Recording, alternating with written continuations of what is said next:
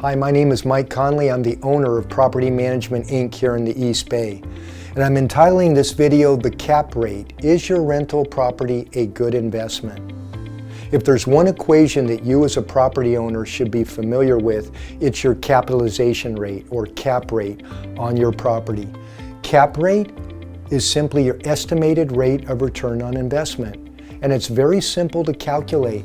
It's your net operating income from your rental divided by the current value of the rental.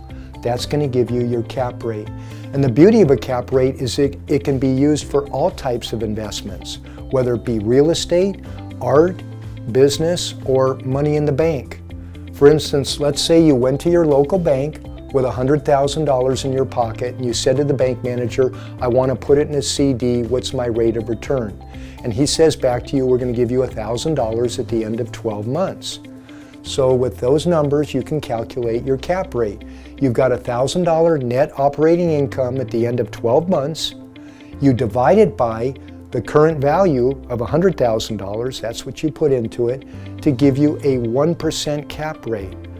Not a very large cap rate, but guess what? Not a high risk.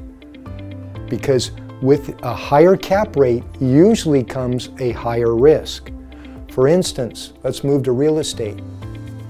Let's say we have this Ardenwood home in North Fremont, and the owner wants to determine his cap rate. Well, his monthly rent that he's getting from this home is $3,150.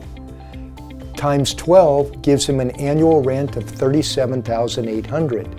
Now from this, we deduct his expenses. He's got his property taxes at $7,000, his property insurance at $2,000, his maintenance and management at $6,000. He's got his vacancy factor at 3% at $1,000. That means that his total expenses are $16,000 at the end of the year, giving him a net operating income of $21,800.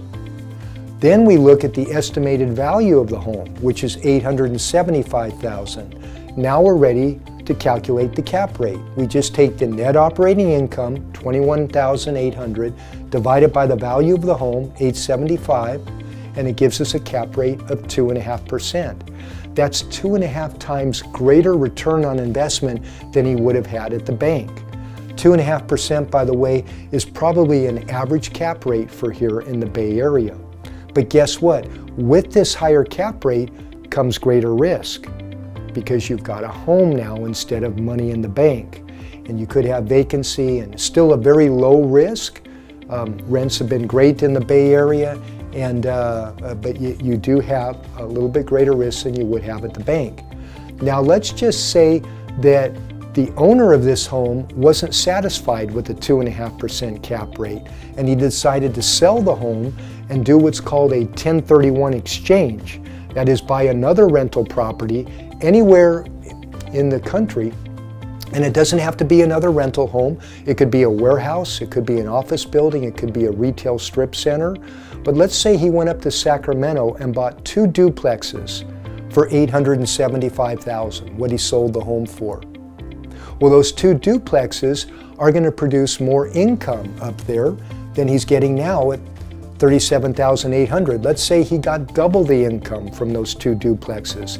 So guess what? His cap rate now goes to 5% instead of 2.5%.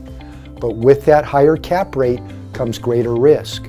It's in Sacramento, that's a secondary market. It's a couple hours away. He has 4 tenants instead of 1. So little greater risk, but a greater cap rate, greater return on investment. So the big question for you is, what is your risk tolerance? Are you happy? Are you content with your cap rate on your home here in the Bay Area? Or maybe would you like to increase that cap rate with a little greater risk or with another property that you'd like to invest in? These are questions we can help you answer. Just give me a call, Mike, at 510-996-3238. On our website, under the Owner Resources menu, you'll see that you can download a cap rate form and determine the cap rate very easily for your own property.